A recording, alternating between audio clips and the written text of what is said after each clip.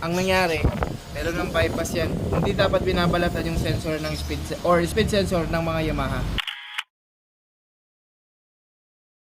Yon guys, magandang tanghali sa inyo, JP Motors. Meron tayo ngayong ginagawa na Aerox version 2. Ang problema na ito, hindi gumagana yung speedometer sensor, pero non-ABS siya. Okay? Ngayon, bago na yung ECU niya, bumili siya second hand. Eto, yung second hand niya na ECU. And then, i-check natin yung ISC niya kung umiikot. Ngayon, babaklasin natin yung ISC.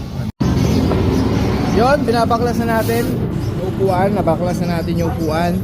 Ito ngayon yung ISC guys ha. Ito yung throttle body. Yan, throttle body yan. Ito ngayon yung TPS. Ito yung nasa ibabaw, yan yung ISC. Ito nasa ilalim, TPS. Yan. So, babaklasin natin itong tornilyo na to.